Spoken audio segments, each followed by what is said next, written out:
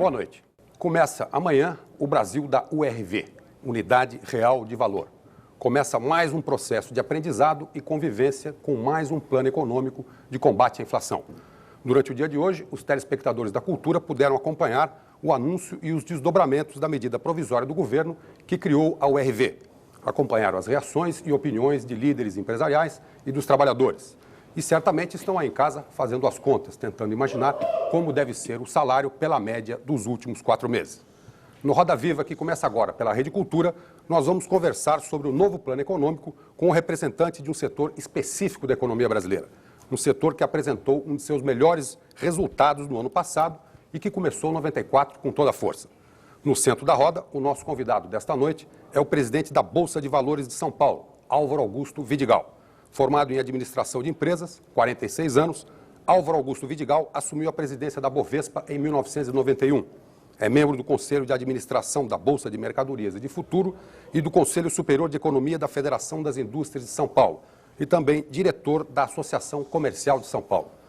Para entrevistar Álvaro Augusto Vidigal esta noite aqui no Roda Viva, nós convidamos Denise Campos de Toledo, comentarista de economia do Telejornal Brasil do SBT, Ibsen Spartacus, chefe de pauta da TV Cultura de São Paulo, Fábio Paim, repórter especial do Jornal da Tarde, Stephen Canitz, professor da Faculdade de Economia e Administração da USP, Rolf Kuntz, comentarista de economia do jornal O Estado de São Paulo, José Fux, editor de finanças da revista Exame, e José Paulo Kupfer, editor-chefe do jornal Zero Hora em São Paulo.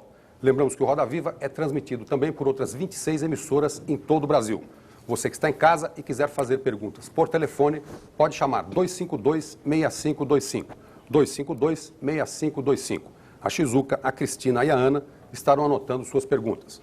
Ou então mandar perguntas por fax. O número do fax é 874-3454. 874-3454. Boa noite, doutor Vidigal. Boa noite.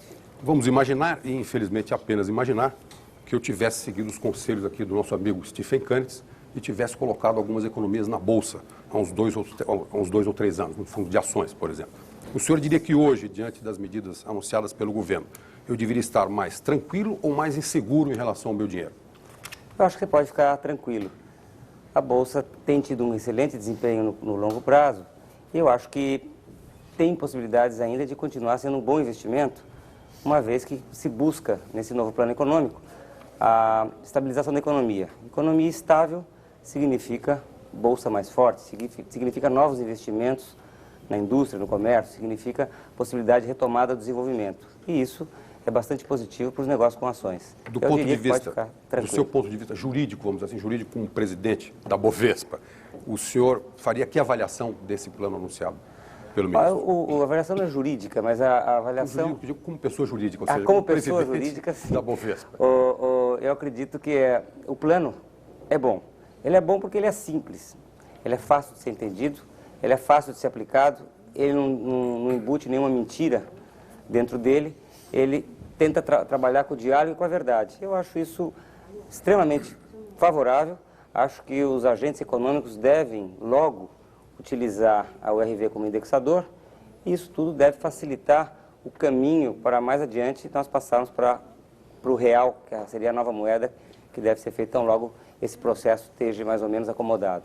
Eu acho que o plano tem boas possibilidades de dar certo nesse primeiro momento, não se esquecendo que eu acredito que os problemas estruturais da inflação não foram de todos saneados.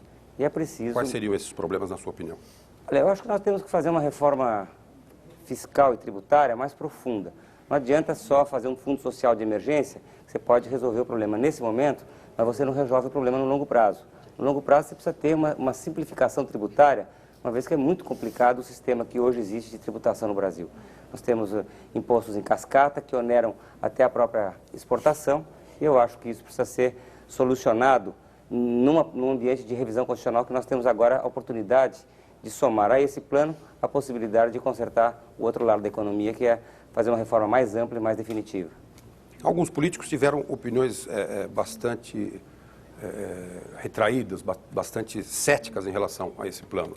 E são políticos de tendências absolutamente díspares, como, por exemplo, o Esperidião Amin, do PPR, e o Miro Teixeira, do PDT. Eles estão achando esse plano muito parecido com o plano cruzado. O senhor veria alguma semelhança nesse sentido? Não, eu não vejo nenhuma semelhança com o plano cruzado. Eu acho que o plano cruzado partiu no início de uma premissa também correta, mas eles foram iludidos na tentativa de segurar uma coisa que era impossível de segurar.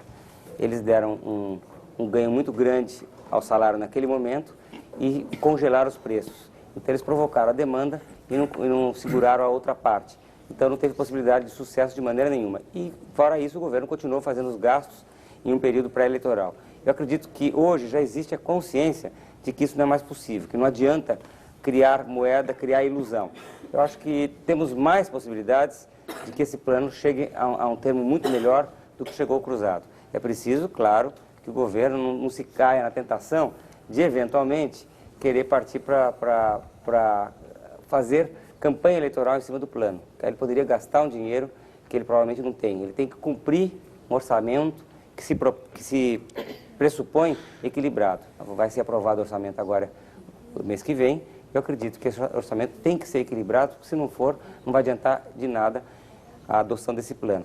Simplesmente indexador não resolve a coisa. Ibsen Espartacus, por favor. Doutor Vidigal, na edição da semana passada, a revista inglesa The Economist citou o Brasil como um dos países de maior risco para os investidores estrangeiros.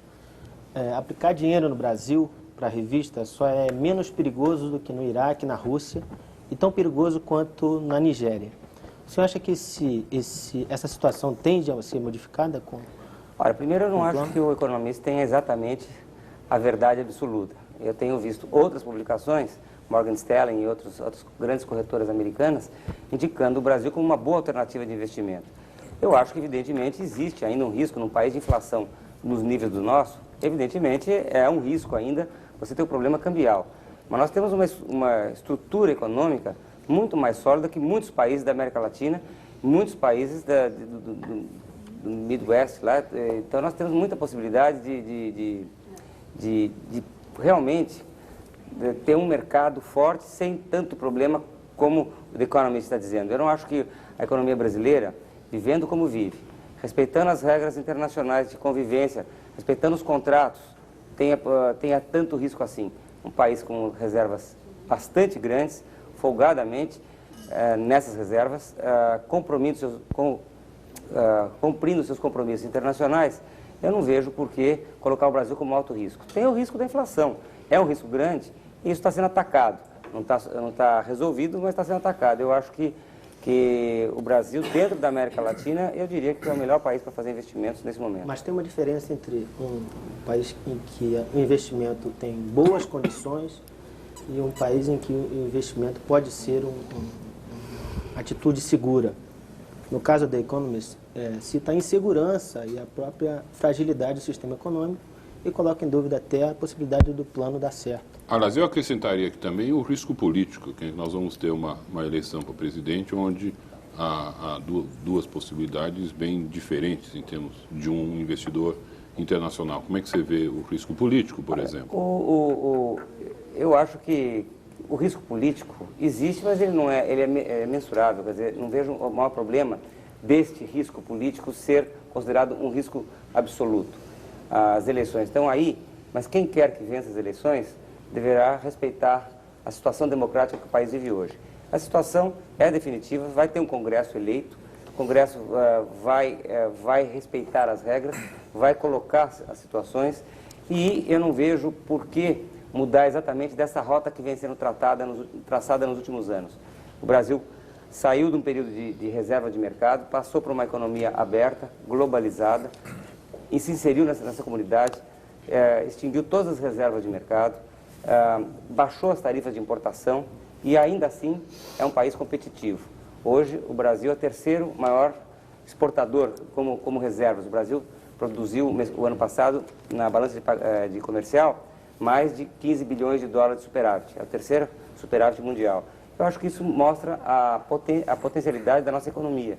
É só resolver o problema dos gastos públicos e do governo, que é o grande causador da inflação.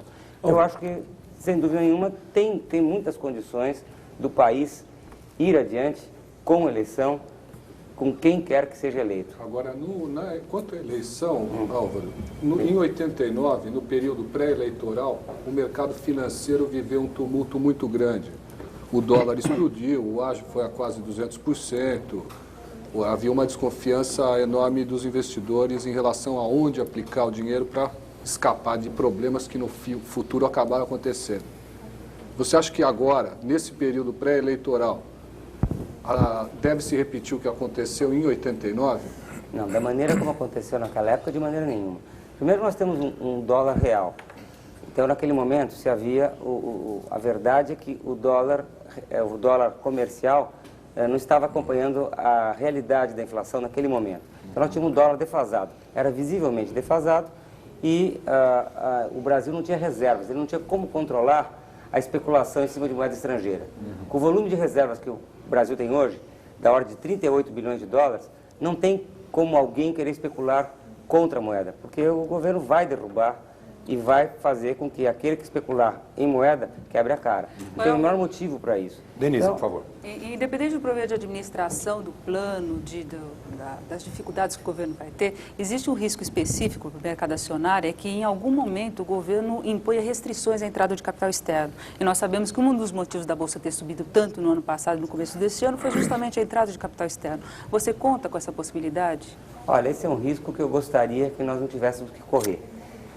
A verdade é que em 1991, até 1991, os investimentos estrangeiros eram literalmente proibidos de virem ao nosso mercado. Naquele momento, o Brasil tinha 7 bilhões de dólares de reserva. Nós estávamos praticamente falidos, não tínhamos como cumprir os nossos compromissos internacionais, estávamos vivendo um problema bastante grave. A partir de lá, esses investimentos estrangeiros vieram, primeiro, socorrer o Caixa do Tesouro, no primeiro momento. Segundo, eles valorizaram muito as ações. Ações essas que são até as companhias estatais em que o governo tem participações majoritárias, que hoje podem vender através da Bolsa com lucro excepcional para o Caixa do Tesouro. As empresas maiores, as grandes empresas que o governo tem participação acionária. Depois, a manutenção das regras. Quando você modifica a regra no meio de um caminho, de um processo de credibilidade no país, você pode ferir e muito a credibilidade desse mesmo país. Quer dizer, o Brasil hoje está inserido na comunidade. Você vai em qualquer banco estrangeiro, eles oferecem um investimento em carteiras de países emergentes. E dentro desses países emergentes, o Brasil, mais ou menos, comparece com 12% do interesse desses investidores em investimento. Agora, a mudança de regra não seria a primeira vez que aconteceria num plano econômico. E a gente precisa considerar também que a entrada de dólares, em determinado momento, pressiona a base monetária. O governo vai ter interesse em segurar os cruzeiros, o volume de dinheiro em circulação. E todo dólar que entra é convertido, pelo menos nas regras atuais, em cruzeiros. Isso acaba pressionando. O governo tem problemas de outro lado, tem de elevar os juros.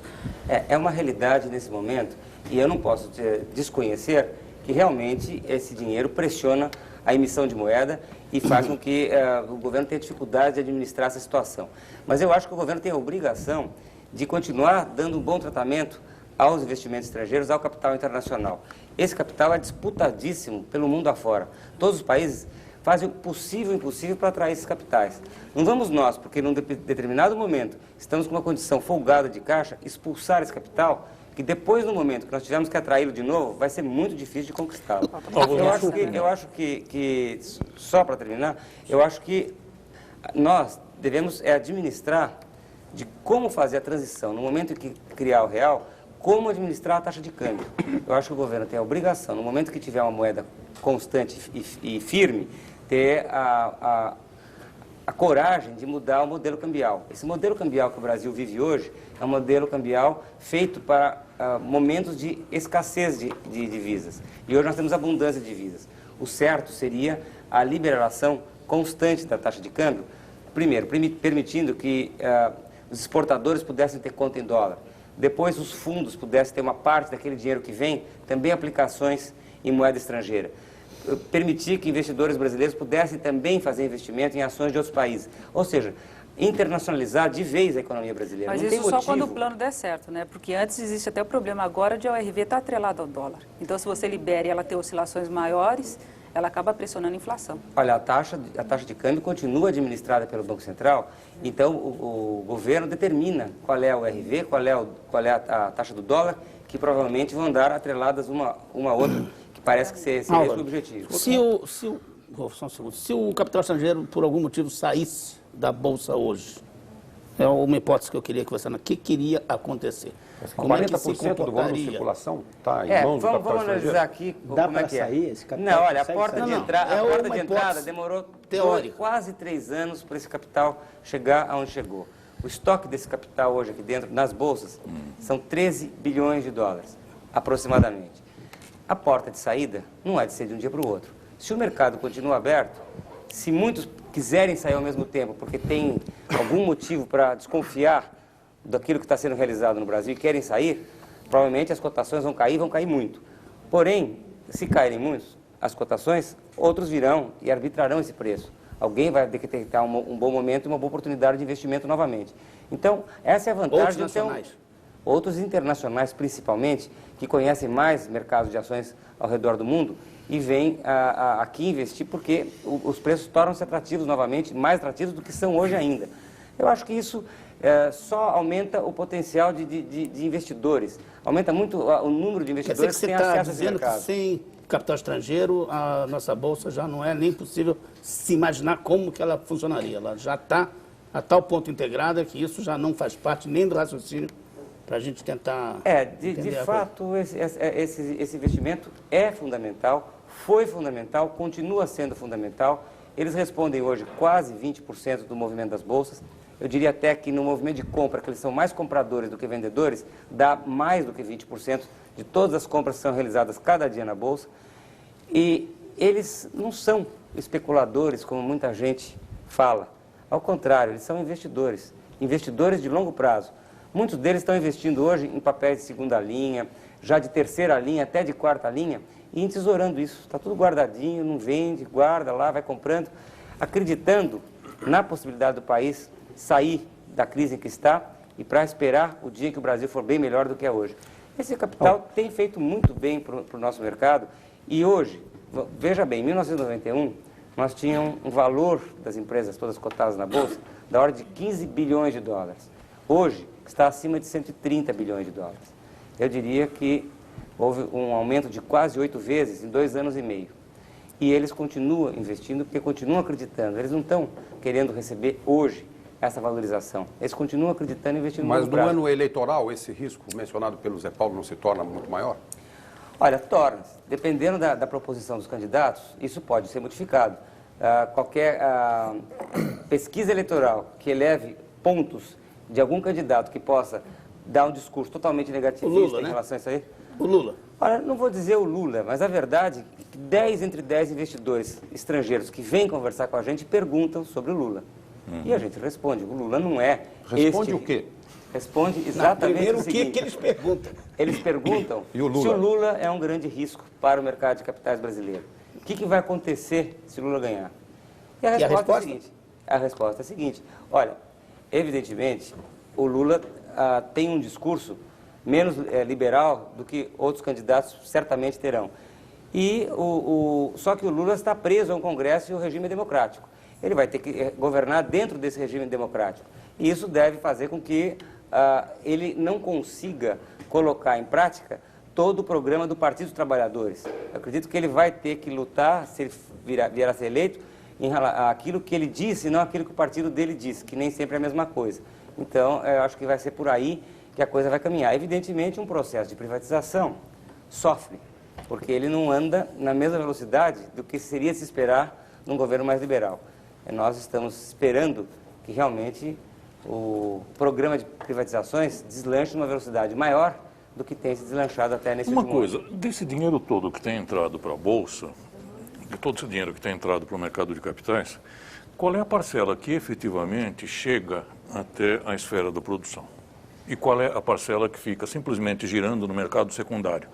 Essa pergunta eu acho que é relevante pelo seguinte: quando o governo tiver de fazer a sua opção, essa opção que você sugere por uma política cambial, ele vai ter de fazer uma opção entre uma política cambial que favorece a exportação e que, portanto, favorece produção e emprego, e uma política cambial que, de outro lado, favoreceria um capital do qual eu não sei qual é a porcentagem que chega efetivamente até a produção e até a geração de empregos. Álvaro, eu gostaria até de complementar uma coisa, que um dos fatores que é apontada pelos especialistas do mercado acionário, que levou a Bolsa a subir tanto no ano passado, foi o fato de que o volume de dinheiro que entrou no mercado é muito maior do que o volume de ações emitidas. Então, a Bolsa, na verdade, não estaria sendo utilizada pelas empresas para captar dinheiro. Seria o dinheiro aplicado nas ações que já estão no mercado e, por isso, vão ter uma valorização muito grande. Ou seja, qual é a parcela desse dinheiro que efetivamente vai gerar produção? Neste momento, ainda é uma grande verdade. Quer dizer, O que é uma grande é uma verdade? grande verdade Isso que eu em que as ações estavam muito baratas. Como eu disse há pouco tempo atrás, elas valiam 15 bilhões de dólares. Ninguém quer fazer novos investimentos e vender uma parte da sua empresa por um preço que ela vale muito mais. Ele quer vender por aquilo que ela vale ou mais até do que ele acha que ele gostaria para fazer uma nova empresa. Então, esse dinheiro basta chegar na produção, basta chegar na indústria, no comércio, no momento em que as ações tiverem a possibilidade de serem colocadas pelo seu valor patrimonial, pelo valor de fazer uma nova empresa ou um pouco acima disso. Antes disso, ninguém quer fazer novos investimentos. E aí tem a dificuldade de se fazer o investimento num regime de inflação de 40% ao mês. Quer dizer, muitos industriais esperam um pouco mais para fazer um planejamento de longo prazo em cima de uma atividade econômica um pouco mais consistente.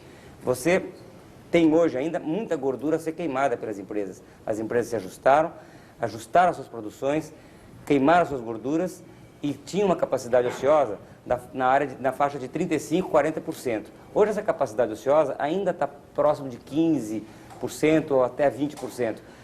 Não é que nós possamos atingir 100% da capacidade, mas nós podemos chegar beirando a 90, 90 e poucos dá. Logo mais vai ser necessário novos investimentos. E o empresário vai ter como se capitalizar através desse dinheiro que aí está. E esse dinheiro vai gerar mais investimentos na indústria que vão gerar mais empregos. Agora, Álvaro, esse o que é nós o vimos principal da Bolsa de Valores. O que nós vimos até no... Só para completar a roda do Fábio Paim, vou fazer uma pergunta. Bom, eu fiz um levantamento sobre as ações de estatais negociadas em bolsa e constatamos lá que em dezembro de 92 as 5 empresas estatais mais negociadas, Telebrás, Eletrobras, Petrobras, Vale, Telesp, valiam quase 12 bilhões de dólares.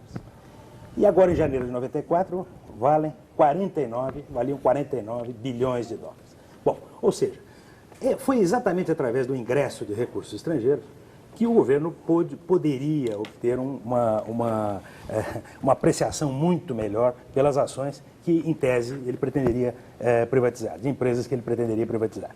Afinal, isso vai ser utilizado pelo governo como um capital? Já chegou a hora de privatizar essas empresas? Ou uma Telebrás pode alcançar 30 bilhões de dólares, como se imagina, vendendo bem, devagarinho, um pouquinho em cada bolsa internacional?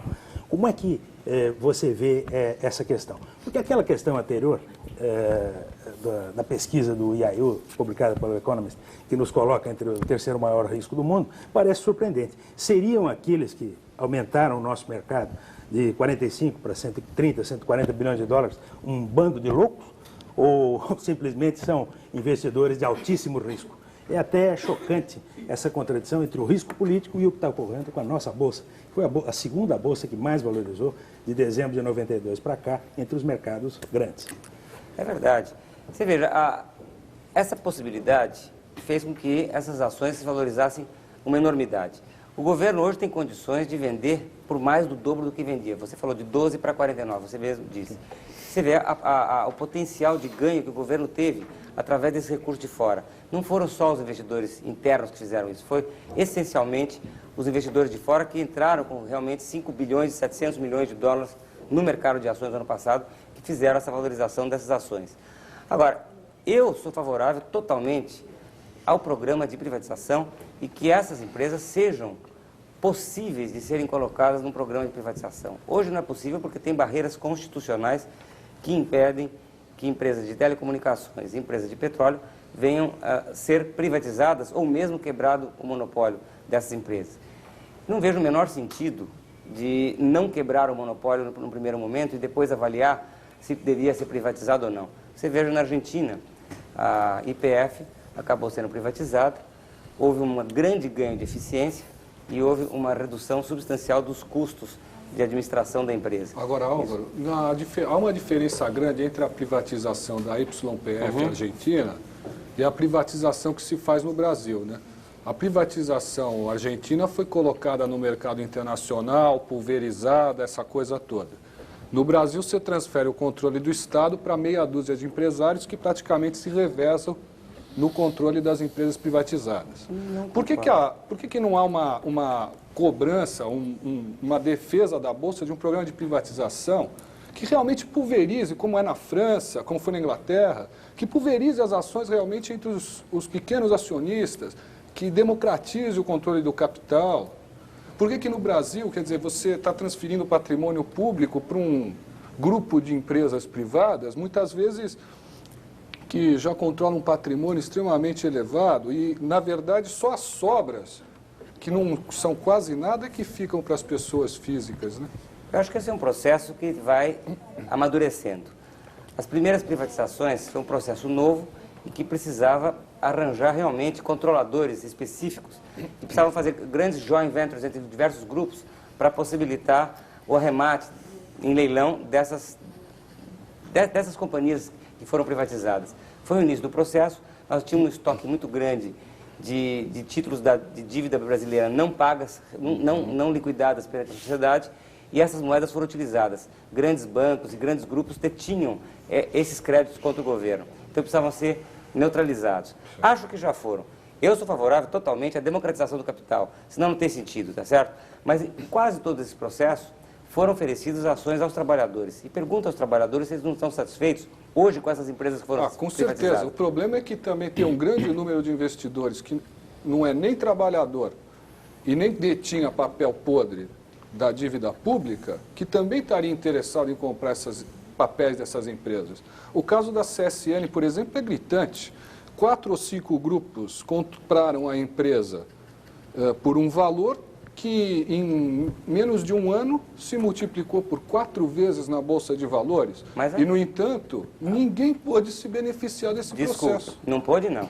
Era público leilão e todos que quisessem entrar nesse leilão poderiam ter entrado como, de fato, entraram aqueles que quiseram participar do leilão. Qualquer um, você poderia ter comprado e dar o seu lote de quantas ações você queria comprar. Você participava do leilão em igualdade de condições com os controladores. Sim. Não tinha diferença entre a sua participação e a participação daqueles que em grupo tentaram adquirir o controle e acabaram adquirindo. Mas aí é muito diferente, por exemplo, de um processo de privatização como na França, por exemplo, onde as ações são colocadas nos bancos, para as pessoas físicas primeiro. Todo investidor, todo correntista tem o direito de ir lá no balcão com o gerente, um processo simples, não é uma coisa de um leilão, que você tem que consultar uma corretora, uma coisa simples. Como foi feito aqui com a CSN em relação às ações preferenciais. No final, né? No final, depois, mas na primeira rodada, também havia o acesso às pessoas físicas. Na verdade, o que não existe naquele momento era uma poupança popular interessada em assumir o controle. Porque o investidor de ações preferenciais, ele foi saber quem era que ia gerir o patrimônio que ele estava com vontade de se associar, para definir se ele iria ou não participar daquele grupo de controladores. Álvaro, existe um problema no Brasil também de interesse do pequeno investidor no mercado acionário, né? Eu acho que desde aquele susto que todo mundo levou com o plano cruzado, o plano fracassou e levou junto as bolsas, até por mudança de regras, assim, de uma hora para outra, o pequeno investidor ficou com medo do mercado acionário, não ficou? Esse é um problema que vem desde 1971, quando teve aquele primeiro boom da Bolsa. Quer dizer, a Bolsa muitas vezes acaba atraindo os investidores, não como investidores, mas como pequenos especuladores. Quer aproveitar o momento. O pequeno investidor, que eu chamaria de pequeno especulador, muitas vezes, ele é atraído para o mercado de ações apenas pelo lucro do seu vizinho. Ele não é atraído pela vontade de investir em ações naquele momento. Geralmente acaba perdendo. E normalmente ele acaba entrando numa hora em que justamente aqueles que entendem um pouco mais do mercado tendem a sair. Porém, esses mesmos investidores, mesmo aqueles que entraram em 1986, no pior momento, se eles tivessem guardado suas posições e tivessem feito um investimento de longo prazo, eles estariam hoje com um lucro maior do que teriam em qualquer outro tipo de investimento. Álvaro, mas não há um risco disso acontecer de novo agora? Cada vez, por a Bolsa está hoje no mesmo nível, discordo com você, está no mesmo nível de 86. Com Eu acho que alguns papéis, né, você está esquecendo da valorização do dólar de 86. Nós tivemos 8 anos de Eu não inflação estou americana, esquecendo. mas tudo bem. Eu acho que está no mesmo nível quero de dizer pra 86. você- Mas a pergunta é essa, É. não há o risco disso acontecer agora, os engraxates entrando? Olha, na verdade, eu não acho que são aquelas pessoas mais simples que estão entrando hoje no mercado acionário. Eles também estão entrando, mas acho que aprenderam como entrar no mercado. Antigamente eles iam lá e tentavam comprar a ação dessa ou daquela empresa e especulavam num único papel. Acho que hoje eles já estão começando a universalizar esse Não, mas a investimento. Denise está certa. Quer dizer, através- o brasileiro através do fundo de médio investimento. vai entrar depois que essa inflação cair para 2%. Acho que é aí que nós vamos ter o, Quer dizer, o Brasil- brasileiro médio entrando efetivamente. Brasil- E o risco procurou. existe mesmo em fundo de ações. O Brasil não procurou, ao longo das últimas décadas, atrair o investimento para o mercado de ações. O governo queria toda a poupança para ele, governo. De uma maneira ou de outra, ele queria se autofinanciar através da poupança popular. Ele nunca se interessou pelo mercado de ações. Nos últimos anos, ele tem praticado um juro excessivamente alto que não induz o investidor a risco. Por que eu vou participar do risco se eu tenho garantido uma taxa real de juros de 18% a 20%? Pois é. Então, Então você isso vê o dificulta juro- bastante. Mas Isso é isso ruim. que é uma das estranhezas do nosso mercado atual. Inflação alta, juros altos e os pregões altos. Não dá Sim, para a gente... parece um Deixa contrassenso. eu te fazer uma perguntinha para ver se não tem uma coisa esquisita nisso aí. Você, o que você acha de um seguinte investimento? Você comprar hoje 2 geladeiras e daqui a um ano trocá-las por um apartamento de 2 quartos em São Paulo. Pode? Não é Pois razoável. se você analisar o que a Bolsa deu em janeiro, 98%, dava. Você acha possível? Uma geladeira vira apartamento com 2. 98%? Faz a geladeira conta é que essa? você Duas vê. geladeiras. Essa geladeira deve ser aquela geladeira que... Faz a Onde é que conta. tem essa geladeira? Faz a O conta. Zé Paulo tem família grande, as Um geladeiras negócio. dele são... Eu não, Um olha, negócio que rende 98%. vamos falar a verdade? 98% num mês, Olha, o número é um só. O número deu que permite uma 38%. coisa maluca dessa, deve ter algum problema, não é possível. Não tem problema. Na verdade, a Bolsa rendeu em janeiro um número excepcional. Rendeu 38% acima da inflação. É realmente uma enormidade, muito além de todas as expectativas, de todas as previsões, de todos os analistas. O Dr. Steven está aqui, não deve ter feito com certeza essa projeção. A verdade é que quanto mais vai passando Senão o ele não tempo, estava aqui. mais o Brasil vai adquirindo credibilidade internacional e mais investidor estrangeiro esteve disposto a vir investir no nosso mercado. Mas- E em janeiro, eles investiram líquido aqui no mercado de ações $1 bilhão. Isso tinha que pressionar o valor das cotações para cima naquele determinado momento.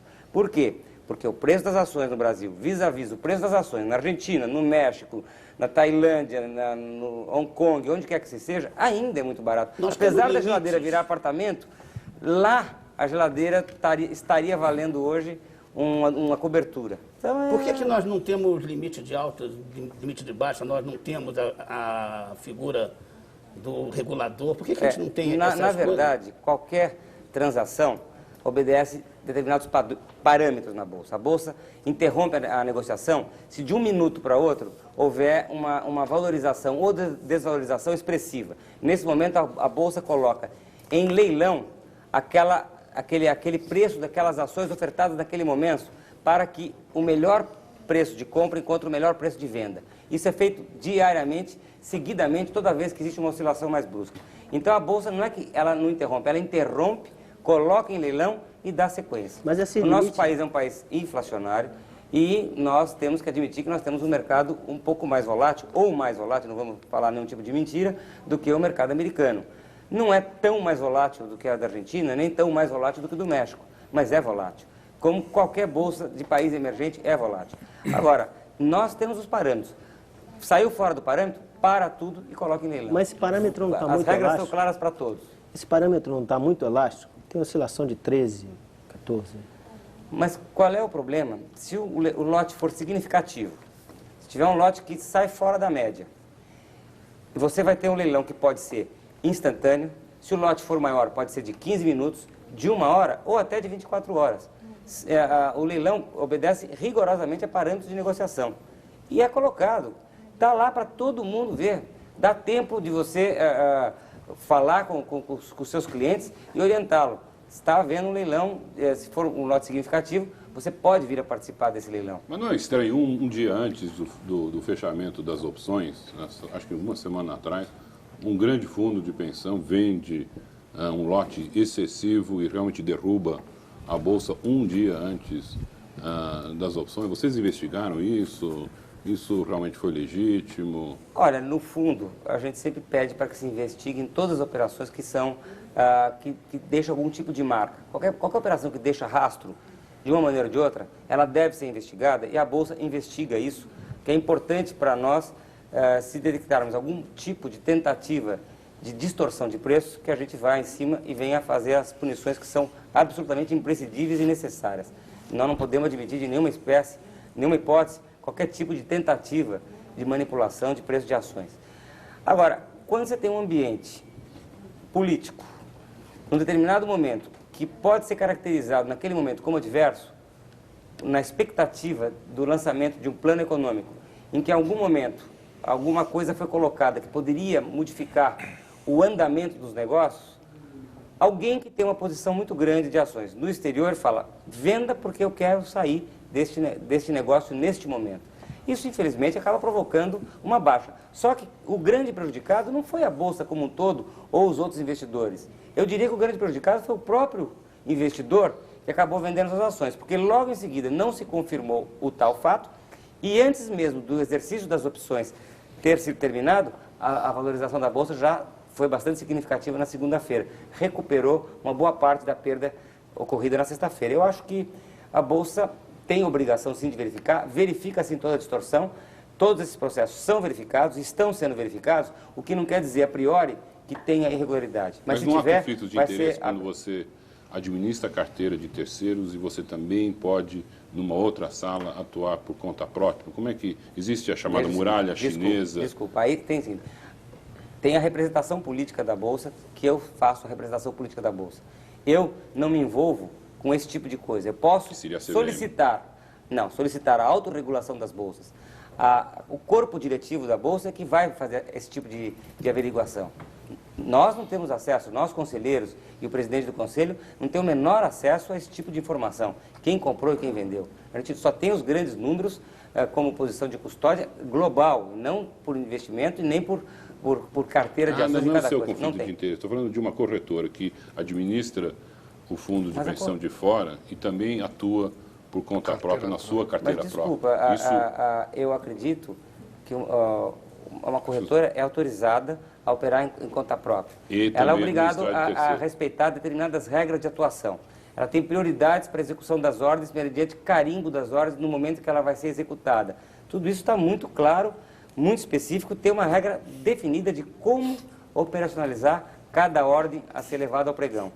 Então, se o investidor quer vender, ele vai vender. Que muito pequeno investidor brasileiro tem aquela impressão de que ele faz a ordem e aí lá dentro alguém compra primeiro, depois vende para ele. Quer dizer, essa história do... Absolutamente.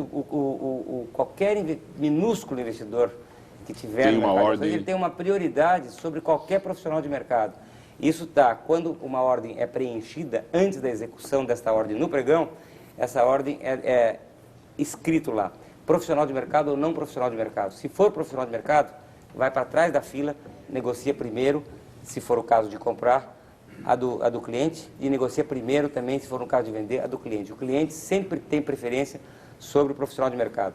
Mas não pensa que existe tanto conflito de interesse assim, como você está falando, como se tivesse 2.000 ordens a serem executadas por segundo. Na realidade, são muitos negócios por dia, são 12 mil negócios por dia, é um número bastante significativo, mas não chega a acontecer essas coisas que você está dizendo. Isso aí funciona normalmente e não cria esse tipo de situação. O pequeno investidor, quando ele é muito pequeno, algumas vezes ele pode ter dificuldade de ver realizado o seu negócio no pregão, porque o lote que ele manda comprar de ações, às vezes, não é aquele lote mais usualmente divisível, aquele lote negociado no pregão. Então, se negocia 10 mil ações de Telebrás, a pessoa vem com 1.000, às vezes tem dificuldade de comprar essas 1.000, como terá dificuldade de vender. É por isso que sempre o pequeno investidor ele deve procurar o especialista e mandar comprar suas ações através dos fundos de ações, onde ele encontra os especialistas que vão maximizar e vão torná-lo um grande investidor, porque vai juntar o investimento dele com o investimento de todos os outros pequenos investidores. E a Bolsa audita esses valores? Sim, senhor. Quantas vezes A Bolsa você... exerce a sua autorregulação diariamente, constantemente, fiscalizando. Eu não vou dizer que ela possa fiscalizar 90 corretoras, mais 50 permissionárias todos os dias. Mas existe um departamento de auditoria da Bolsa que está constantemente fiscalizando e auditando as corretoras. Esse processo é severo. Quantas punições você fez no ano passado? Nós respeitamos demais o processo de autorregulação. Mas demais, porque é fundamental que se passe credibilidade. Nós temos que ter um ambiente de trabalho onde você elimina tudo aquilo que for distorção, onde você tente eliminar todas as distorções possíveis. Dizer que você consegue punir 100% dos culpados não é verdade, porque nem sempre você consegue pegar todas as coisas que podem acontecer de errado. Agora, mas que eu diria que o nosso índice de atuação é muito grande. Eu não sei te dizer exatamente o número de punições, mas foi significativo.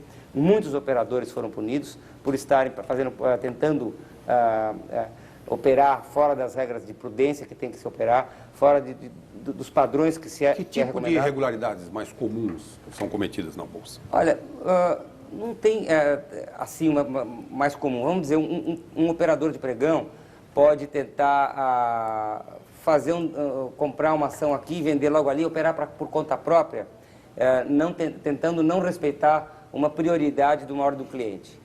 E isso vai ser decretado vis-à-vis a ordem do operador versus a ordem que o cliente deu no relógio datador da corretora. O relógio vai estipular o horário da ordem e o operador não pode passar na frente desse relógio. Talvez até para o telespectador, para o pequeno investidor, investidor, o telespectador poder entender um pouco, sobre explicar um pouquinho esse processo com mais quer detalhe. dizer, vamos dizer, você manda comprar 1000 ações da Telebrás e ele tem preferência sobre as 1000 ações da Telebrás que um operador pode querer comprar no pregão.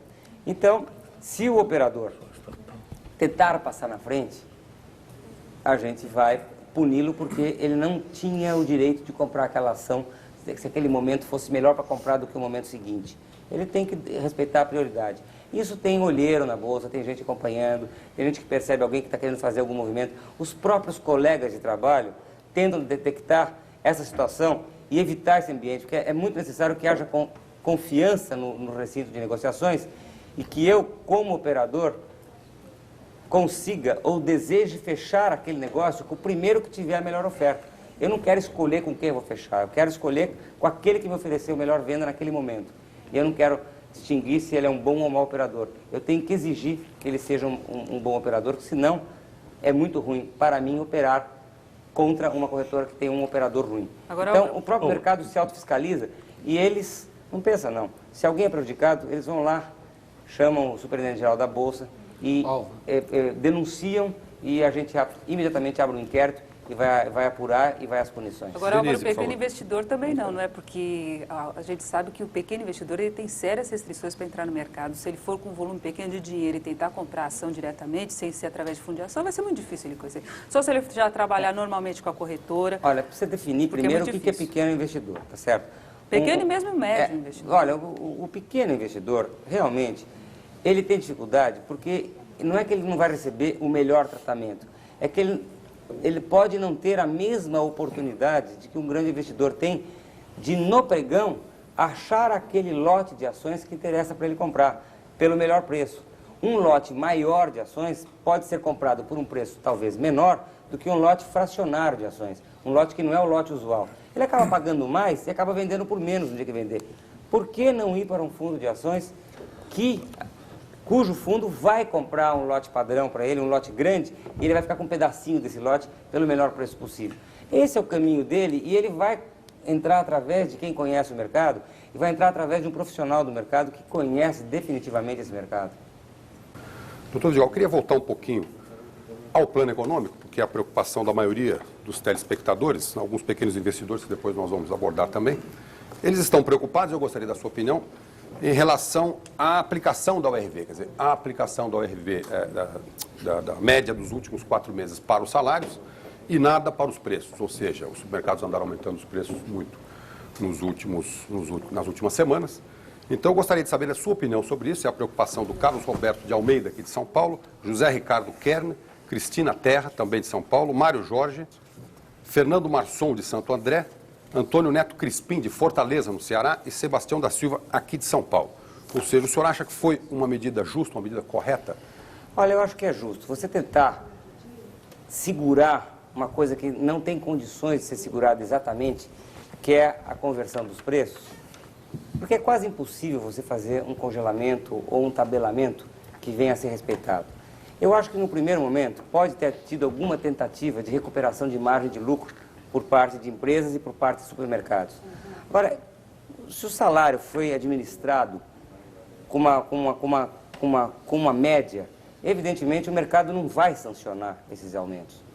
Não vai, a competição deve fazer com que os preços voltem a patamares anteriores. Eu não acredito que todos vão tentar subir seus preços sem nenhum tipo de responsabilidade. Um outro fabricante vai lá e coloca o produto na frente do demais. Nós temos que tomar muito mais cuidado com o preço oligopolizado. Preço que não tenha concorrência, que não tenha uma visibilidade de concorrência. Preços competitivos, eu não tenho a menor dúvida que o mercado se ajusta e se ajusta muito rapidamente. Quais são os preços competitivos no Brasil? Tirando os agrícolas. Não, mas agrícolas são competitivos. Cite 6 setores industriais competitivos. Higiene, limpeza, de comida mesmo, de conservas. Higiene e limpeza não. Todo mundo inclui higiene e limpeza em setores oligopolizados. Não chega. Comida só é competitiva no setor agrícola.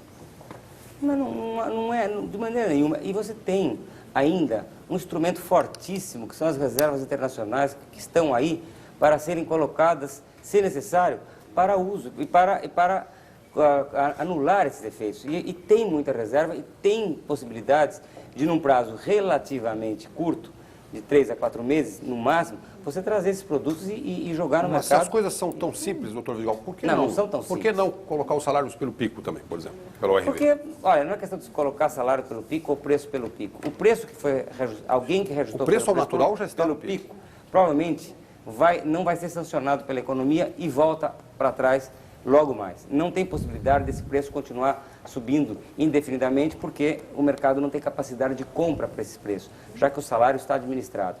Eu acho que isso, num espaço curto de tempo, se acomoda. E se nós tivermos um pouco mais de processo inflacionário, um pouquinho mais de inflação no mês de março, eu acredito que no mês de abril já não teremos. Senhor, desculpa a minha insistência, mas o poder de compra vem caindo há muito tempo e nem por isso os preços pararam de subir. Então, olha, por que agora, nesse momento, os preços, de repente, vão achar que o mercado está muito ruim, nós vamos ter que baixar? Nós vamos falar do preço subir mais ou menos do que a inflação. Certo? Os preços subiram, os salários subiram. A inflação correu o salário, porque ela corrói o salário, mas, na verdade, os preços andaram mais ou menos de acordo com a média do salário. Não foi muito diferente disso. Caso contrário, nós teríamos, em vez de um crescimento da economia, nós teríamos um decréscimo da economia, e a economia, o ano passado, cresceu 5%. Portanto, mais ou menos, houve um equilíbrio de forças entre preços e salários. Claro que o trabalhador mais pobre sofreu um pouco mais porque ele sente mais a inflação naquele momento. Você tem um problema distributivo de renda, realmente, em relação aos salários mais baixos. Mas em relação à média salarial, você teve, infelizmente, com o aumento de inflação, você tem esse problema, você modifica um pouco a distribuição da riqueza, tá certo? Isso realmente é um problema sério. E que, infelizmente, só quando terminar o processo inflacionário é que nós vamos ter um pouco mais de igualdade, um pouco mais de justiça nessa área. Você tentar administrar preço ou realmente definir um sistema de preço num primeiro momento, nós já vimos que não dá certo. Você desajusta os preços relativos, você desajusta a relação entre comércio e indústria e você tem, no processo seguinte, quando as coisas não dão certo, uma grande explosão inflacionária novamente, que vem ser mais acentuado e mais grave que o processo imediatamente anterior. Ou seja, funciona a lógica cruel mencionada pelo ex-ministro Delfim Neto de que salário tem patrão e o mercado não tem. É verdade, mas de qualquer maneira eu acho que o mercado não sanciona preço excessivamente alto. Alguém entra no lugar de alguém e aproveita esse nicho para vender nesse momento. Eu acho que se você fizesse tudo pelo pico, você simplesmente potencializaria o problema da inflação. Você teria, nesse momento, um pouco mais de inflação mais alta do que aquela que você vinha tendo até agora. Álvaro, você imagina um dia que o Brasil possa viver sem inflação? Isso está no seu cenário forte, digamos, por 1, 2 anos, um cenário de estabilização para o Brasil? Qual é o seu sentimento em relação a esse plano? Nós sabemos que ele veio pela metade, só começou a moeda e depois as reformas estruturais ficam para depois. Mas o seu sentimento, nós estamos começando a virada ou ela ainda vai ficar para o próximo governo? Olha, evidentemente, nós estamos vivendo um processo cultural muito grande. Quer dizer, desde que eu nasci que eu venho convivendo com a inflação. Eu nunca vivi sem inflação. A gente tem aquela sensação que não acredita que a inflação possa terminar de um dia para o outro. Se nós vivermos sem inflação, vai demorar algum tempo para que as pessoas acreditem que ela vai comprar a sua televisão e comprar o seu carro no mês seguinte pelo mesmo preço que ela compra nesse mês. Isso é um processo cultural que demora algum tempo e é preciso que realmente se sinta, que todos os agentes saibam que o governo naquele mês, no outro mês, no mês seguinte, não gastou mais do que arrecadou, que toda a estrutura da economia está vivendo em cima de uma realidade e não de uma falsidade, que a arrecadação é igual aos gastos, que ninguém está fabricando moeda. Depois que você vê isso um certo número de tempo, não tem mais motivo para a inflação continuar. Para isso não adianta só o Fundo Social de Emergência, ele é episódico, ele está acontecendo agora, tanto que ele chama de emergência, ele não está resolvendo a coisa para sempre, ele é uma passagem, uma transição, que nós esperamos que essa revisão constitucional venha a fazer os ajustes completos na reforma tributária, como eu já disse. Agora, para a gente conviver, acreditar que não vai ter inflação, nós precisamos de algum tempo que o governo nos prove que ele está pagando um salário real para o aposentado, que ele está cumprindo com seus compromissos de dívida que ele tem que assumir, não usando a inflação para pagar menos aquilo que ele deve pagar, e depois de algum tempo, se isso estiver encaixado num processo de arrecadação e despesa equilibrada, não tem mais motivo para ter inflação. Aí você vai poder acreditar que a coisa real não tem porquê. O plano dá certo. Olha, na verdade, falta um pouco de vontade política geral. É falta mesmo. Porque acabar com a inflação é também vontade política. Precisa de uma decisão muito forte e muita coragem para o governo admitir que ele quer acabar com a inflação. Porque o governo pensa, como paizão, o governo pensa como paizão para acabar a inflação porque é um problema social. Mas no mês seguinte ele já tende a querer gastar um pouquinho e dar um calotezinho para não pagar alguma dívida e pagar o aposentado com alguma defasagem. Aí ele começa a cair no vício de poder gastar um pouco mais para pagar um pouco errado aquilo que ele tem que pagar. E isso, infelizmente, tem sido uma cultura que tem sobrevivido há muitas gerações. E vai chegar uma hora se acabar o déficit público, acaba a inflação no Brasil. Olha, se acabar o déficit público, não tem mais motivo para haver uma inflação grande. Não tem porquê. Por que o Brasil é diferente de qualquer outro país do mundo? Por que não tem inflação na Espanha, na Inglaterra, na Itália, outros países têm déficit público e não tem inflação. Outros países que têm déficit público controlado têm credibilidade do governo para lançar novos títulos no mercado com juros baixos. O que nós não temos, infelizmente, por causa de todos os planos econômicos que tiveram no passado, o governo, em sucessivos planos anteriores, deu calote na dívida pública. Ele pagava um juro excessivamente alto e, no determinado momento, ele tomava 15 dias de juros do aplicador, congelava dinheiro por um ano e meio e fizeram uma série de situações que levaram o investidor a exigir cada vez juros mais altos. Então, o investidor só empresta para o governo se emprestar uma coisa, claro. E esse é o problema. Um dia o governo vai ter que pagar para que possa pagar menos, pela emissão dos seus títulos. Isso é uma questão de credibilidade e de tempo. Como nós estamos vendo, os investidores estrangeiros já estão acreditando no Brasil como um país macro, como um país grande, um país que tenha possibilidades econômicas. Ainda tem algum tipo de falta de credibilidade quanto aos títulos públicos, que ainda tem que pagar um juro excessivamente alto. Quer dizer que o Brasil continua sendo o país do futuro. O Brasil tem sido o país do futuro por muito tempo e eu acho que ele já está virando novamente um país do presente. O Brasil foi um país do presente na década de 70 por um modelo econômico que já não é mais possível, com farto crédito para os governos e onde o governo também era o grande empreendedor. Esse modelo acabou, não aqui, acabou no mundo inteiro, o Estado empresário não deu certo e os governos não têm a credibilidade para fazer esse tipo de modelo novamente. Quer dizer, o processo de privatização avançou no mundo inteiro e também está avançando no Brasil. Então, agora o modelo é iniciativa privada. E a iniciativa privada está conseguindo captar recursos do exterior com juros significativamente mais baratos do que tem captado aqui no Brasil. Eu não estou entendendo Então, esse contrassenso. não é Todo o contrassenso. dinheiro que está entrando nas bolsas está indo para empresas estatais. Quer dizer, 80% do volume da bolsa continua sendo Petrobras, Telebrás, essas empresas que você está criticando como sendo do passado, quer dizer, é o modelo econômico do passado, e 80% do capital Você está entrando. começa a investir Qual é o por onde contrassenso? tem liquidez. Aonde você encontra papéis para serem vendidos? Eram nas empresas estatais. Até pouquíssimo tempo atrás, porque as outras empresas do setor privado não tinha quem as vendesse pelo preço que estavam sendo vendidas.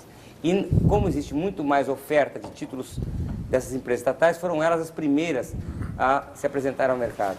Agora, como eu já disse agora há pouco, as empresas menores começam a aparecer ações dessas empresas menores e os investidores estrangeiros já estão procurando mais essas empresas do que as estatais. Não vamos dizer mais, porque as estatais têm mais liquidez e eles também querem ter uma porta de saída se precisarem sair Dá um com exemplo. uma velocidade mais rápida.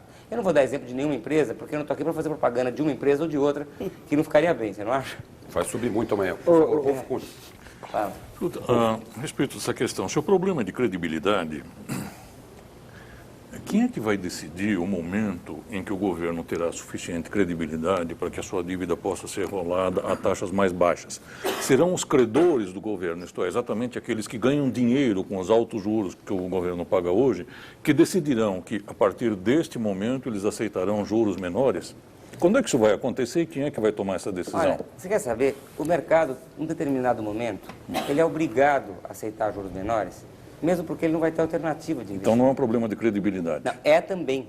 Se ele Claro for que é. obrigado, não é credibilidade. É credibilidade. Quando eu sou credibilidade obrigado é uma a fazer ponta, alguma porque, coisa... Veja bem, o que você faz? Você não quer investir no governo por um título de longo prazo. Então você vende o título de curto prazo com taxas altas. Primeiro que você quer fazer uma política monetária muito forte para inibir consumo, para não exacerbar a inflação via consumo. Então esse é um dos motivos que você tem o juro alto. E o outro motivo é porque o governo não consegue colocar título de longo prazo. E ele tem que rolar isso numa velocidade muito grande. Mas é verdade que se o governo também falasse, também não paga um juro nenhum, ou paga um juro bastante baixo, o mercado seria até obrigado a investir nesse tipo de instrumento. Ou então você teria realmente um grande boom da Bolsa, explodiria a Bolsa por um volume de preços, que seria uma coisa até fora do razoável, e sairia fora de toda a lógica.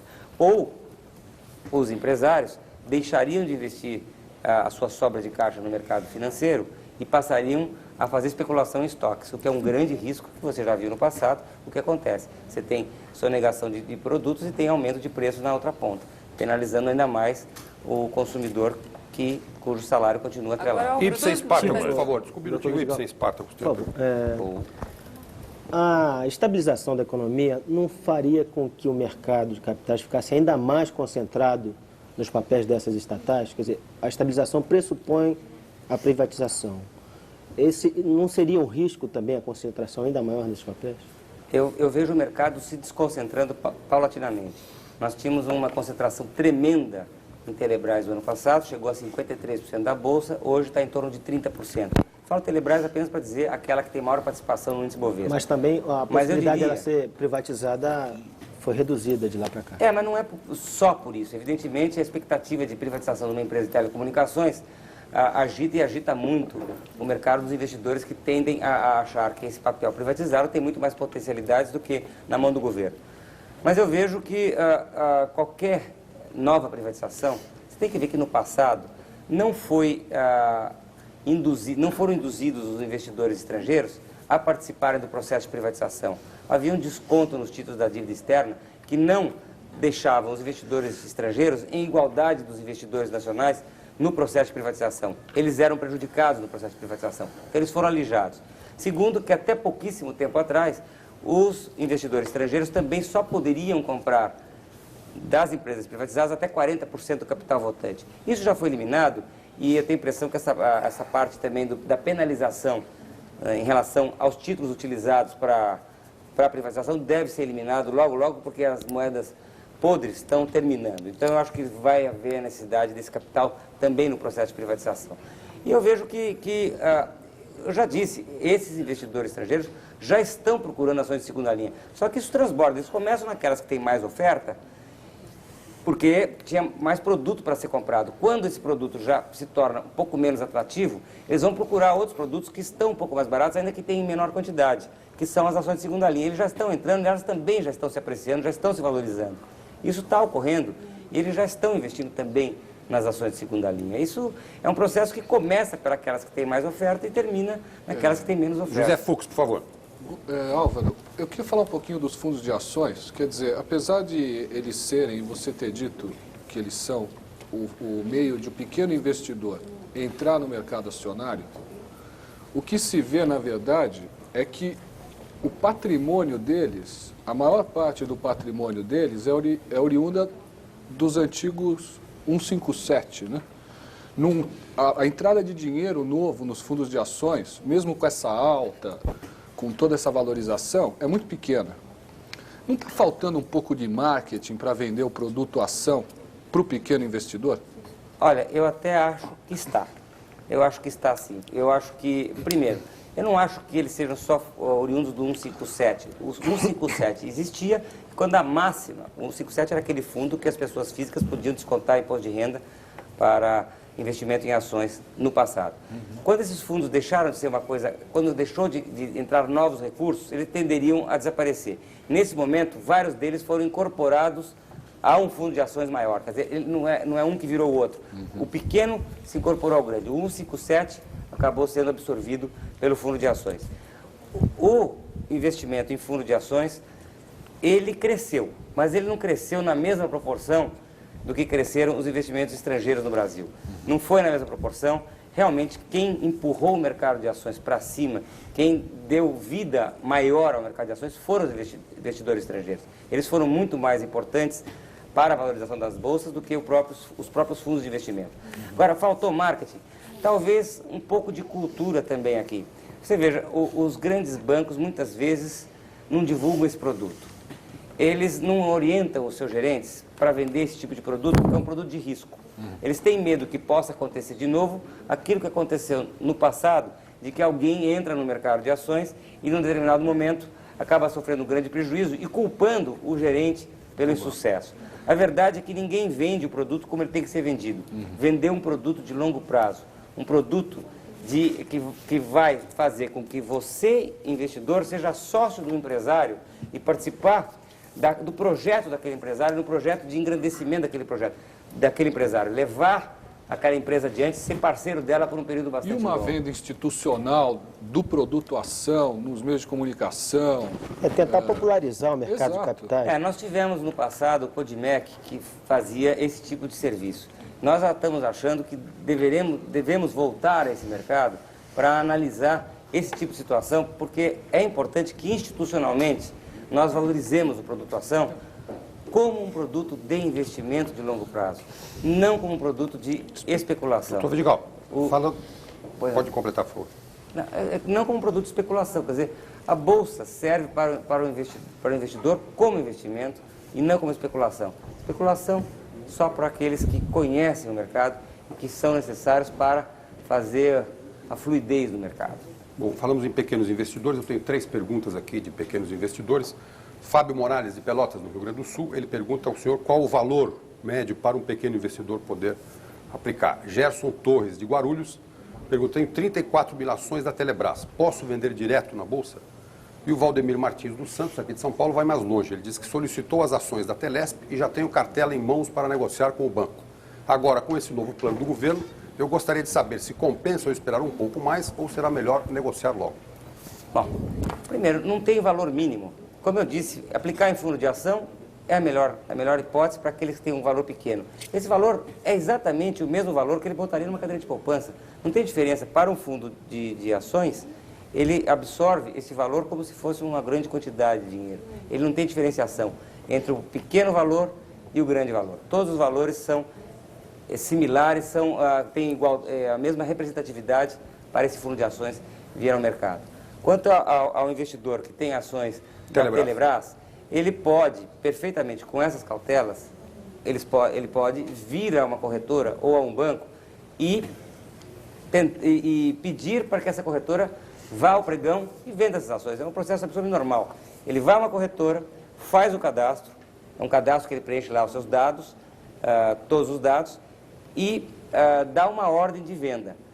Então, logo seja realizada a venda dessas ações no pregão, que dá para fazer num dia só, 33 mil ações da Telebrás, você pode vender... 34 mil. 34 mil, você pode vender num dia. Você vende num dia único e o seu recebimento do dinheiro do produto daquelas ações você recebe 2 dias depois pelo exato valor da cotação que foi vendido. Apenas existe uma comissão do corretor que varia de 0,5% até 2%, dependendo da escala decrescente. Álvaro, a sua corretora venderia? Desculpe. Aceitaria uma Faltaram ordem as de ações da 700 Telesp aqui, do telespectador Valdemir Martins. Bom, aí, exatamente. É uma Vamos consulta. respeitar o investidor em Telesp. O investidor em Telesp, veja o seguinte, se ele tem um horizonte de longo prazo, quando que ele vai precisar desse dinheiro? Eu sempre falo que bolsa, se a pessoa vai precisar do dinheiro daqui a um mês, daqui a 2 meses, e o mercado está bom, ele deve vender já. O mercado está bom, ele vende e realiza o seu lucro. Se ele não tem necessidade desse dinheiro, eu continuo dizendo que ações é um bom investimento. Como investimento, ele pode permanecer com as ações se ele não tem um compromisso. Se ele está pensando em comprar um carro, independente do plano se ele econômico, quer comprar um com apartamento. o plano econômico. Não, o é com as plano econômico necessidades não dele. interfere. O plano econômico é muito simples, ele está muito bem planejado, ele tem consistência, ele tem princípio, meio e fim, ele tem tudo aquilo de um horizonte que não vai interferir nos contratos. Então ele não deve modificar muito a performance da Bolsa. Ao contrário, ele deve trazer credibilidade para o investidor estrangeiro se nenhuma regra de permanência do investidor estrangeiro vier a ser alterada nesse mercado. Desse lado favorece, não é? Mas a expectativa é que o plano, pelo menos no primeiro momento, seja recessivo. Isso, em termos técnicos, não deveria ser bom para as bolsas, porque poderia comprometer a rentabilidade das empresas. Isso se as bolsas tivessem um comportamento técnico, que não tem sido o caso aqui no Brasil, até como ele já falou, que os juros subiram e a bolsa sobe junto. Então, isso é uma coisa Mas o comportamento é técnico também, porque quando a bolsa sobe, apesar do juro alto, as pessoas estão olhando mais adiante, estão olhando na possibilidade de um Brasil melhor, um Brasil definitivamente saneado. Então, uma recessão de curto prazo não comprometeria? Poderia ser uma recessão de curto prazo no choque de juros com a atividade econômica, mas uma possibilidade de investimentos no longo prazo. Possibilidade de... Ou será que é outra explicação? Mas Qual a eu, explicação? Que a bolsa subiu. Desculpa interromper de novo pela ordem aqui. Fábio Paim, Rolf Kuntz, Vamos lá. Zé Paulo Kuntz. Eu lhe fiz uma pergunta talvez até... Se a sua corretora executaria uma ordem de $1.700. Porque eu me Executa pergunto como tem quantas executado. corretoras executariam essa ordem. Executa como tem executado. Ações da Telebrás, ações da Telep têm uma alta liquidez e tem possibilidade de vender isso sem nenhum tipo de problema. A minha corretora executa com prazer. É um serviço que nós queremos prestar e faz parte do nosso negócio prestar esse tipo de serviço. Não é só a minha corretora, não. Qualquer corretora vai aceitar esse tipo de negócio. Ela talvez não queira aceitar esse tipo de negócio se vier através de um terceiro intermediário. Mas se for o próprio vendedor das ações que vier para negociar essas ações, com certeza ele vai negociar. Amanhã vai ter uma enxurrada de gente Telebrás, lá, hein? Álvaro, Não, mas isso aí cada um que queira. um detalhe ainda sobre essas ações. Nós falamos de ações da Telebrás. Mas essa empresa, parece que as pessoas têm uma grande dificuldade de receber os dividendos. Quer dizer, você diz que tem que ir lá naquela fila, na fila da Telesp, horas e horas. Bom, em outras ações, simplesmente isso é creditado na conta, quer dizer, faz parte de uma custódia de um banco, ou então na custódia da Bolsa, enfim, funciona. Né? Por que a Telebrás não trata bem os seus acionistas? A Bolsa tem pressionado a Telebrás para isso? Olha, na verdade, a Telebrás acho que tem um número de acionistas excepcional. Talvez tenha só mais uma companhia de capital aberto que tem o mesmo número de acionistas que a Telebrás, ou até um pouco mais. Mais uma razão para tratar bem, né? Não, é tratar super bem. Quanto mais acionista, é melhor, mais deve se tratar bem esse acionista. Agora, a maneira como foi constituída a venda dessas ações, o acionista da Telebrás, ele não comprou a Telebrás, ele comprou um telefone e depois acabou recebendo a ação da Telebrás. A maior parte é produto de um plano de expansão. E houve uma falta de cadastramento adequado. Muitos não sabem, a Telebrás ainda não sabe quem é, não sabe nem o CPF do dono das ações. Quer dizer, Mas nem ele pode se apresentar porque ela não aceita, ela não tem nenhum plano nenhum sistema para que ele seja bem tratado. Eu acredito que a Telebrás deveria utilizar um sistema de custódia escritural em que ela teria mais facilidade de administrar isso aí. Agora, eu não gostaria de entrar na vida privada de empresa, nem que seja pública. Mas, de qualquer maneira, eu acredito que o tratamento ao acionista é fundamental para a própria vida da empresa. Amanhã a empresa quer uma nova capitalização, quer chamar novamente capital. Quanto melhor ela tratar o acionista, mais facilidade ela vai ter de obter o apoio desse acionista como seu parceiro no futuro.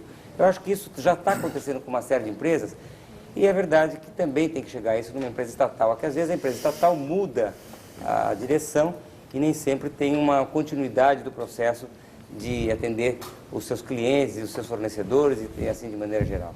Rolf Kuntz. Sim, eu tenho a impressão de que não há nenhuma incompatibilidade entre os juros altos e a valorização das ações, não porque as pessoas estejam excepcionalmente dispostas a acreditar que as coisas vão bem e sairão bem, mas simplesmente porque para o investidor estrangeiro, que hoje tem uma participação enorme na Bolsa, a alternativa é entre o juro baixo que ele tem, onde ele obtém o seu recurso, e as ações baratas que ele pode obter no Brasil. Se esse meu raciocínio for verdadeiro, isso explica por que a alta da Bolsa é compatível com juros altos aqui no Brasil. E, em segundo lugar, indica que a Bolsa, como já ficou patente antes, está numa extrema dependência em relação a esses recursos externos. De certa maneira, você tem razão. Desculpe, doutor Vidigal, complementando, o telespectador Luciano Martins telefonou e perguntou: a alta da taxa de juros é bom para a Bolsa e o alto volume de capital estrangeiro é favorável aos especuladores ou ao setor produtivo? Então, vindo aqui, eu acredito que você tem razão em parte, sim.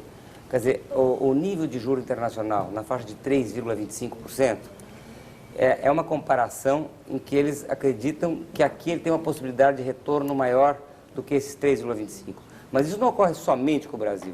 Os investidores estrangeiros estão procurando investimentos de portfólio, de carteira de ações, em todos os países do mundo.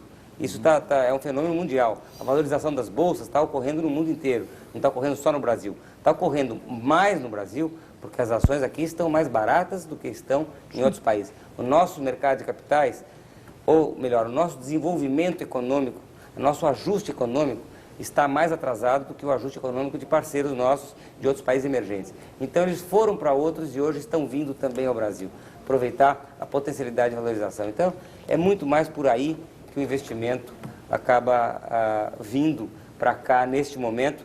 Então, é aí que você começa a compatibilizar juro alto e também, porque a comunicação talvez seja a possibilidade de ganho desses investidores em relação ao nosso mercado de ações. Agora, como o governo supostamente não pode renunciar aos juros altos, porque se eles renunciarem aos juros altos nesse momento eles perdem todo o controle, e como, neste caso, se tiver de ser feita uma escolha, a escolha será feita contra o ingresso do capital estrangeiro, isto põe a Bolsa numa situação complicada.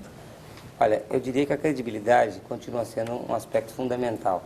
A gente mudar um trabalho que foi sendo realizado durante os últimos 3 anos, como eu disse, num período de escassez de reservas, e hoje, num período de abundância de reservas, dar um tratamento de desprezo a esse capital pode ser um risco muito grande. Eu acho que, num determinado momento, no momento da estabilização definitiva, quando for instituído o real, pode ocorrer de o governo tentar partir para uma situação de querer controlar um pouco esse tipo de fluxo. Embora eu acredite que realmente o que o Brasil tem que fazer nesse momento em que o país estiver ajustado é começar a mudar o modelo cambial, acertar a possibilidade de investimentos brasileiros em outras moedas. Eu acho que tem que neutralizar por aí. Você tem que apoiar a produção e também apoiar esse tipo de situação que favorece investimentos no Brasil. Senão nós vamos ter problemas de credibilidade e isso, a credibilidade, para se conquistar novamente, demora muito mais do que o tempo que se leva para destruir essa credibilidade. Desculpe, desculpe, Zé Paulo, só um minutinho. A questão do telespectador Luciano Martins. Eu acho que o investimento, desses investimentos estrangeiros, ele vai para a produção. Ele pode não ter ido no primeiro momento, onde os preços das ações eram muito baixos. Mas agora, com o preço onde está, já é possível fazer novos lançamentos. Tão logo essa economia se ajuste, vai haver uma grande procura de investidores ou de empresários tentando buscar mais recursos através do mercado de capitais. O mercado de capitais grande é fundamental para que as empresas possam ter projetos de longo prazo, senão elas não vão ter projeto de longo prazo. E esse projeto de longo prazo significa investimento, investimento significa emprego. E tudo isso gira a economia. É por aí, senão não tinha sentido você pensar em bolsa apenas para negociar aquilo que está lá e ir crescendo ou ir diminuindo. Na verdade, você tem... Especular para ganhar dinheiro faz sentido. Não é só especular para ganhar dinheiro, na verdade é investimento. Mas faz sentido. Por que o empresário abre capital? Porque ele precisa de um parceiro para fazer seus investimentos. Aquilo que ele não pode fazer sozinho, ele vai buscar através de alguém. Mas o empresário brasileiro não tem sido muito fã de abrir o seu capital. Aliás, a maioria deles abrem só os capitais sem direito a voto, que é um anacronismo, quer dizer, 2/3 do capital não tem direito a voto, que realmente dentro de uma democracia é complicado. E aqueles que abrem o capital das ordinárias fazem isso até 49% e aí ficam com controle. Então, na realidade, nós temos um sistema ainda de controle fechado. Né? Olha, e eles fizeram isso em 71, quer dizer, em 71 todo mundo abriu até dos 2/3 e os 49. E como é que eles vão abrir o resto daqui para frente? Quer dizer, não vai haver uma dificuldade de papel nesse novo mercado? Olha, eu acho que o mercado é o melhor balizador para isso. Eu, como investidor, vou procurar um parceiro em que eu confie. Eu posso querer votar ou não querer votar. Eu vou querer votar se eu achar que eu tenho condições de derrubar algum administrador que não me oferece garantias de uma boa gestão. Então você só compra ações ordinárias? Eu posso comprar ações preferenciais se eu tiver um administrador que eu acho que esteja fazendo um belo trabalho, respeitando o acionista, tratando o acionista como um parceiro. Eu não tenho motivo para comprar obrigatoriamente uma ação ordinária. Eu não preciso disso. Sim, se eu tiver quem bem me represente. Mesmo porque, se eu tiver uma ação ordinária num lugar onde tem 1 milhão de ações ordinárias, o meu voto vai ser 1 em 1 milhão. Ele não vai valer absolutamente nada. Na verdade, eu vou procurar alguém que possa bem gerir o meu patrimônio. Mas, na verdade, também eu acho que quando esses novos empresários, essas novas aberturas vierem a acontecer, o investidor vai saber escolher quem ele vai colocar suas economias. Porque no passado havia comprador compulsório para as ações. Você tinha os fundos de pensão que eram obrigatoriamente impelidos, eles eram obrigados a comprar ações quaisquer que fossem. E hoje não. Hoje eles vão escolher quem é o parceiro dele. Portanto, eu acho que você regular obrigando a uma emissão maior de ações ordinárias não vai resolver. Eu acho que o que vai resolver é que eu, como investidor, escolho quem quer ser meu parceiro. E se eu achar que o parceiro não é bom, eu não vou comprar a ação dele. Ele vai tentar emitir e não vai conseguir colocar. Então não vai adiantar. Agora, outros empresários que fecham o capital, é porque eles utilizaram este modelo, que o grande financiador era o BNDES e tinha comprador compulsório. Esse modelo acabou. O comprador compulsório não vai ser mais obrigado a comprar ações e o BNDES não está aí para dar dinheiro de graça. Agora, cada um vai ter que procurar o modelo financiador através do mercado de capitais, colocando a própria cabeça em risco, eu acredito. Dividindo o poder com aqueles que são parceiros. Eu acho que isso vai ser a tendência do mercado. Não quero dizer que uma grande empresa não possa ter parceiros através das ações preferenciais. Paulo Kupfer, por favor. Álvaro, credibilidade, contribuição, não sei o que. Quando que a Bolsa vai colocar as cotações em URV? Olha, É a pergunta, nós não desculpe, temos... da telespectadora Celina Ferraz. Nós não temos autorização para isso. Precisa? Precisa. Pela medida provisória que hoje saiu, absolutamente obrigatória a autorização do ministro da Fazenda para que a gente possa colocar em uso a URV como o número a ser mostrado, como a cotação seja pregoada em URV. Isso não pode ser. Nós já encomendamos, antes mesmo da saída do plano, que os sistemas da Bolsa fossem adaptados para a possibilidade disso. Nós teríamos aí uma situação até bastante interessante, a cotação em URV, porque nós deixaríamos de interpretar a Bolsa. Porque hoje, quando a Bolsa sobe 1,20%, na realidade, ela caiu 0,20% em relação à taxa de juros do dia ou em relação à inflação medida naquele dia. Então, a Bolsa tem, na realidade... Seria bom para a Bolsa? Olha, seria bom para a Bolsa como uma maneira de mostrar e de ter menos volatilidade, menos oscilação. Eu não posso dizer até que você aumentaria o número de negócios. Talvez até não. Mas de alguma maneira, eu acho que seria justo você ter uma indexação definitiva. Um plano voluntário não é muito compulsório? Salário obrigado a ser, bolsa proibida de ser? Entendi, não é bolsa proibida de ser. Na verdade, todos os contratos podem ser indexados ao RV, mas expressos em cruzeiros reais. Então, Não pode a Bolsa ser tem que... expresso em RV, que ela é moeda. Ela é Não moeda pode sem ser. ser, é meio porcina. A mas- medida provisória determina que os contratos podem ser em RV. Mas uma cotação não é um Porém, contrato. Ela é aquilo moeda. que se refere ao Minutinho, mercado por favor. financeiro, os contratos e tudo mais, deve ser expressos, ainda que indexados ao RV, expressos em cruzeiros reais. O supermercado vai ter que ter uma na prateleira, ele não pode colocar só o RV, ele tem que Certo. colocar o RV Sim. e o A cruzeiro Bolsa real. também. Por que não? Que tal? A bolsa eu posso fazer, bom, se eu montar duas cotações, sim, mas na hora de apregoar, o que interessa é no momento que você vai comprar lá, quanto vale uma ação da Telebrás? Vale 44 dólares? Então é 44 dólares. Né? E daí Fala dólar que fica feio, o RV. equivalente ao mercado já RV, tá dólar, dolarizado. não tem a menor importância. Isso aí é, pelo jeito, a tendência é nós fazermos da URV um indexador dos indexadores. Seria um indexador final, O dólar. definitivo. O dólar, muito atrelado ao FIR também, muito atrelado a todos os índices se aproximando. Álvaro, A URV é uma soma de Por três. favor, doutor Vidigal, o senhor, desculpe, eu dar uma janela para o telespectador aqui. Claro. O senhor falou várias vezes nos pequenos investidores, aí o José Carlos Nascimento de Campinas telefonou meio contrariado, perguntando por que o senhor insiste para os pequenos investidores? Esses fundos não são fiscalizados pela Comissão de Valores Imobiliários e Bovespa. Eles cobram taxas de administração, além de reter o dinheiro por muitos dias. Cobram imposto de renda e estabelecem cotas no valor da compra. E na hora de vender, eles estão abaixo do preço. Bom, eles são fiscalizados pela CVM, sim. São, sim.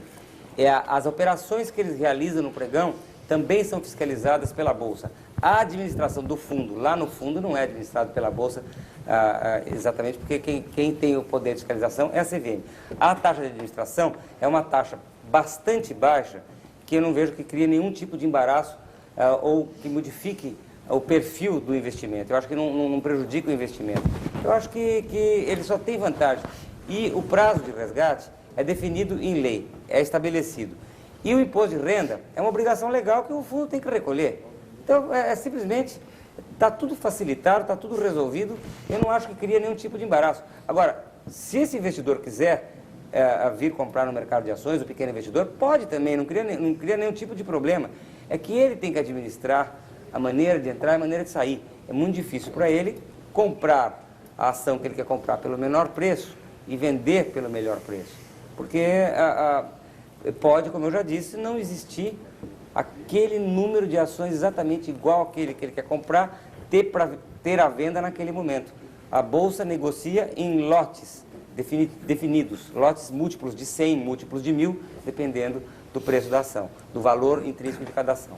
Bom, desculpe, se você puder ser rápido, que nós estamos no final do programa, por favor. Bom, no mundo inteiro, as bolsas de mercado financeiro, de modo geral, têm um instrumento que serve como regulador, até moralizador das transações, que é a classificação de risco dos papéis, que indica quais são os papéis mais rentáveis ou mais seguros. Por que esse instrumento não é adotado no Brasil?